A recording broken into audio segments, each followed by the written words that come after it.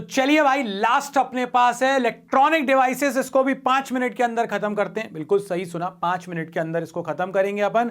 वैसे तो इसमें कोई न्यूमेरिकल बनता नहीं है, बट क्योंकि अपन लोगों ने जो पढ़े हैं ना वही क्वेश्चन है, HC बाय लैम्डा टाइप के क्वेश्चन हैं। फॉरवर्ड बायस, रिवर्स बायस का 1-2 क्वेश्चन है, उनको न्यूमेरिकल बोलें कि नहीं बोलें। और तुम्हारे दिमाग में एक डाउट है कि क्या हम इसमें जो करंट इलेक्ट्रिसिटी के साथ जुड़े हुए इसके क्वेश्चंस हैं, क्या वो क्वेश्चंस हमें करने चाहिए कि नहीं करने चाहिए? तो मेरा आंसर है कि बिल्कुल नहीं करने चाहिए, क्योंकि उसमें KVL KCL के कॉन्सेप्ट लगेंगे जो कि टर्म 2 में नहीं है। तो जो इस पर्टिकुलर पार्ट में हैं और जो होना चाहिए अपने एग्जाम में, वो सारे क्वेश्चंस इसमें डिस्कस हो जाएंगे। तो चलिए खत्म करते हैं इसको। फॉर्मूले की बात करें तो यहां पर E is equal to h nu, एक फॉर्मूला अपन लोग जानते हैं। और अगर अपन इसको आंसर को चाहते हैं कि अपना आंसर इलेक्ट्रॉन वोल्ट में आए तो 1240 अपॉन लैम्डा, जब लैम्डा नैनोमीटर में रखेंगे तो आंसर आ जाएगा इलेक्ट्रॉन वोल्ट में। अब तो ये तुम्हें रटा गया होगा, ठीक। अगर आप लोग देखें डायोड की बात करें तो डायोड में ये P साइड होता है, ये N साइड होता है। अगर P साइड हायर पोटेंशियल पर है और N साइड लोअर पर है तो ये फॉरवर्ड बायस है, और अगर P लोअर पर है और N साइड का पोटेंशियल ज्यादा है तो ये रिवर्स बायस है। चलो करें कहानी खत्म। देखो सबसे पहला क्वेश्चन, ये एनसीईआरटी में भी मिल जाएगा आपको। एक हाफ वेव रेक्टिफायर है जिसकी आउटपुट फ्रीक्वेंसी, जिसकी इनपुट फ्रीक्वेंसी 50 हर्ट्ज है। What is the output frequency of the full wave rectifier for the same input frequency? अरे भाई, अगर आपके पास इनपुट है, फ्रीक्वेंसी मतलब क्या? नंबर ऑफ साइकिल्स 1 सेकेंड के अंदर। तो अगर आप यहां पर देखो तो ये 1 साइकिल है।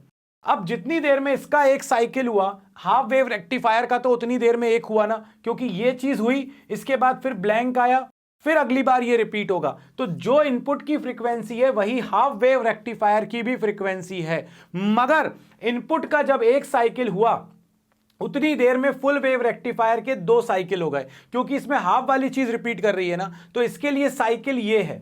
तो जितनी देर में इनपुट का 1 साइकिल हुआ उतनी देर में यहां पर 2 साइकिल हो गए। मतलब जो फुल वेव रेक्टिफायर है उसकी फ्रीक्वेंसी इनपुट फ्रीक्वेंसी की डबल हो गई। ये याद रखना, अगर 50 हर्ट्ज इनपुट था तो आउटपुट हो जाएगा 100 हर्ट्ज। अगर ये 60 हर्ट्ज होगा तो ये हो जाएगा अपने पास 120 हर्ट्ज। अगर ये 25 हर्ट्ज हुआ तो फुल वेव का आंसर आ जाएगा 50 हर्ट्ज। इसके बाद आपसे कहा गया क्या एक पीएन जंक्शन फोटोडायोड है? अब ये जबरदस्ती का क्वेश्चन है, मतलब ये अपन लोग एक्चुअली में HC बाय लैम्डा से पढ़ चुके हैं। वो फैब्रिकेट हुआ, उसका बैंड गैप है 2.8 इलेक्ट्रॉन वोल्ट। आपसे कहा गया क्या ये इस वेवलेंथ को डिटेक्ट करेगा?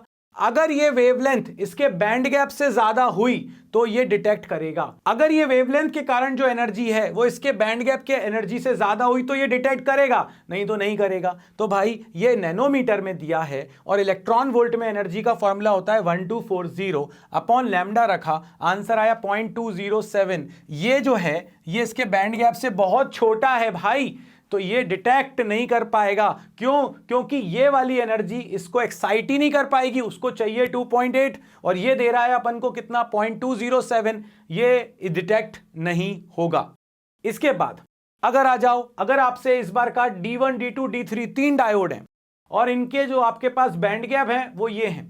आपसे कहा गया कि हम ये डिटेक्ट करो कि क्या ये 600 नैनोमीटर को डिटेक्ट कर पाएंगे। तो देखो पहले तो अगर अपन देखें formula HC by lambda 1240 upon wavelength कितनी है 600, तो ये अपने पास आ गया 2.1, वैसे 2.06 आ रहा है, राउंड ऑफ करके 2.1। पहले वाले डायोड के लिए ये है 2.5 क्या बैंड गैप, और आपकी एनर्जी है 2.1, एनर्जी कम है बैंड गैप ज्यादा है, डिटेक्ट नहीं करेगा। दूसरे वाले डायोड के लिए आपका बैंड गैप है 2 और एनर्जी आ रही है 2.1, एनर्जी अब की बार ज्यादा है, इसका मतलब है D2 डिटेक्ट कर लेगा। अगर आप देखो थर्ड वाले को, एनर्जी है आपके पास, जो एनर्जी है वो 2.1, बैंड गैप है 3, अरे भाई बैंड गैप ज्यादा है, दे रहे हो कम, डिटेक्ट नहीं कर पाएगा, कहानी खत्म। इसके बाद नेक्स्ट आपसे कहा गया 10 वोल्ट की एक सप्लाई है, स्क्वायर वेव है, इस सर्किट में दी, आउटपुट क्या मिलेगा? तो देखो यार -5 से +5 जा रहा है ये, तभी तो ये -5 से +5 10 वोल्ट हो गया। जब इनपुट में यहां पर दे रहे हो आप इसको इनपुट में, जब इनपुट में यहां पर ये -5 होगा तो P साइड -5 पर है, P साइड -5 पर है।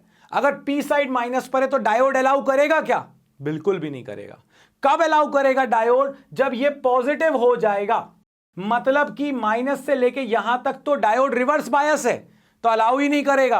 जैसे ही पॉजिटिव होगा वैसे ही डायोड अलाउ कर देगा। मतलब जैसे ये +5 होगा डायोड कहेगा जाने दो, फॉरवर्ड बायस है जाने दो, मगर जैसे नेगेटिव था डायोड अलाउ नहीं करेगा। इसका क्या मतलब हुआ? इसका मतलब ये हुआ कि आपको 0 से लेके +5 तक का तो मिलेगा, ये आपका बेस लेवल है। इसके नीचे वाला जो -5 से 0 था ये नहीं मिलेगा।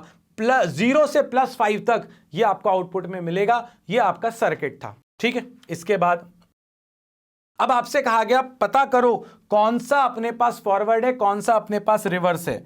तो अगर आप देखो ये +7 है और ये +5 है, पी साइड हायर है, पी साइड है +7 पे, तो ये हायर है, तो ये हो गया फॉरवर्ड बायस, ठीक। इस वाले को देखो, पी साइड ग्राउंड पर है मतलब 0 वोल्ट, और एन साइड जो है ये +2 वोल्ट पर है। कौन बड़ा? +2 एन साइड, मतलब ये हो गया रिवर्स बायस।